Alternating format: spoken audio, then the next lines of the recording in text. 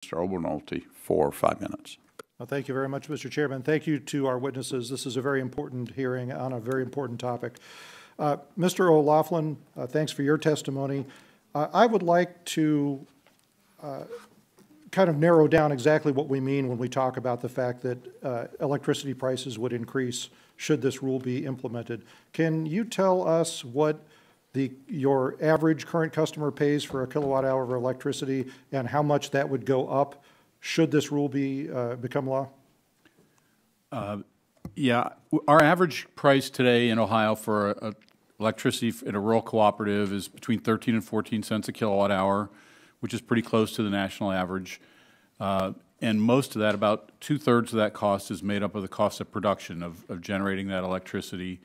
I wish I could tell you how much our cost would increase if we had to implement this rule, but unfortunately I'm unable to estimate that because I'm not really sure what we're going to do to replace our electricity and what the market conditions for electricity will likely be if we have a shortage, other than I know it'll be considerably higher than it is today.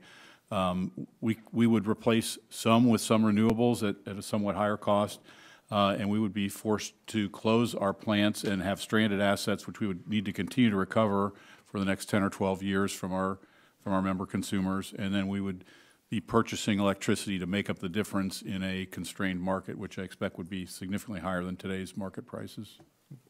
So, I mean, it stands to reason by substantial increase, we're not talking about a cent or two per kilowatt hour. We're talking about something more substantial. I mean, I would expect it to be much more substantial than like, yes.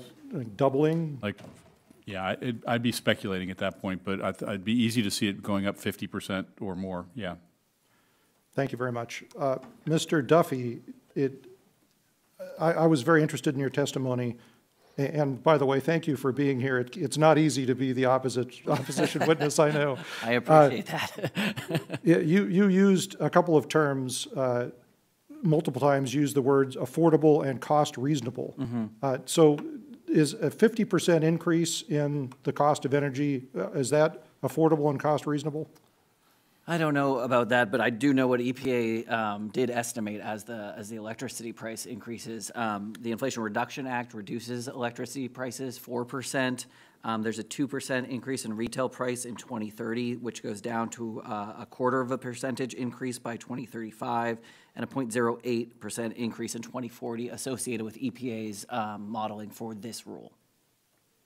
I'm sorry, you lost me there. The EPA believes that their rule would decrease the cost of electricity? No, this is a 2% increase. I was saying the Inflation Reduction Act in and of itself. Sure. Well, we're talking about this proposed rule, you know, in isolation. Yes. So in isolation, 2% increase in retail price 2030, a less than 0.25% increase in 2035, and 0.08% in 2040. The benefits of this rule outweigh the costs 701. Okay, Mr. O'Loughlin, who is the expert because he runs a co-op that does energy generation, just testified that it's going to increase costs 50% for his customers. Is that wrong? I don't have the background information to know if that's wrong or right. All I can go by is what EPA has modeled here.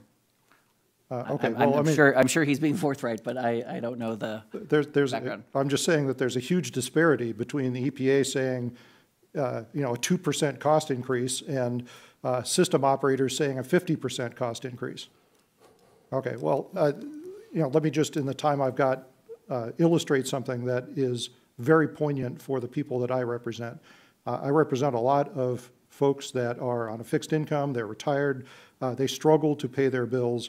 In my hometown, I wish, Mr. O'Loughlin, that I lived in your service area because my local electric provider just submitted a rate case to the California Public Utility Commission asking for base electric rates to be increased over 40 cents a kilowatt hour.